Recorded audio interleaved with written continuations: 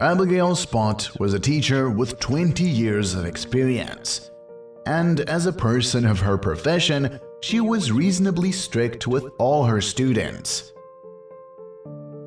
Over time, however, she herself and her surrounding community began to notice that she tried to correct everyone outside of school too. Unsolicited, sometimes even offensive advice constantly flowed out of her lips, and when it came to not only friends and acquaintances, but also those older than her, or complete strangers, those around them stopped hiding their displeasure and directly said that Abigail was playing too much. Many took offense at her and stopped all communication, and who she annoyed more than others even wrote complaints.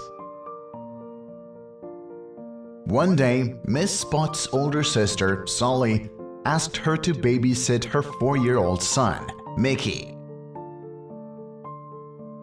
While she herself with her 1-year-old daughter Susie had to go to the clinic, Abigail came to her sister a little earlier, when she was just getting ready and dressing the baby.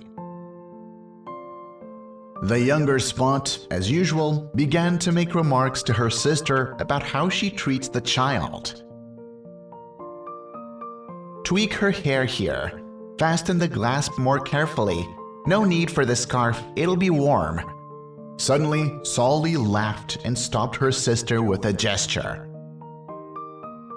"Wait a minute, that's enough advice for today." "But I want to do the best," she tried to object. "Look," the eldest pointed to traces of dried glue on the floor. "My son did this yesterday. In the evening, I went into the room and was horrified. Everything was covered in glue. Later, I spoke to Mickey and he said that he heard as I spoke with his father that we need to make repairs already, comparing in his head that the glue connects the paper together,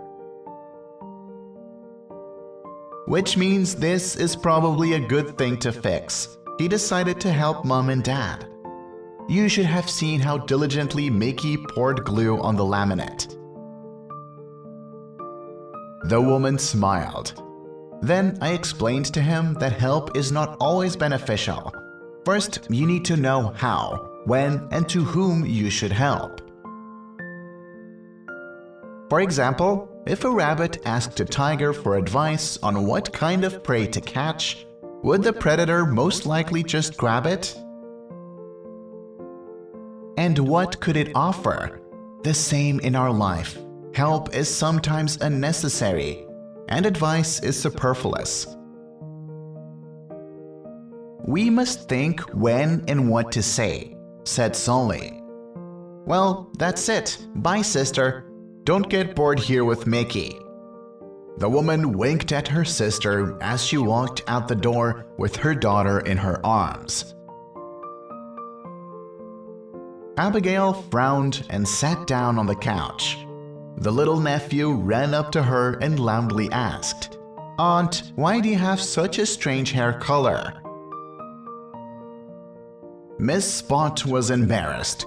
She really had recently had an unsuccessful coloring and was about to recolor, but a reminder of this from the side hurt her. She suddenly saw herself in little Mickey, the way her advice had looked, and she was determined to improve herself and help little Mickey with it. Remember, advice is good when asked, and one unsolicited piece of advice is equal to 2 insults.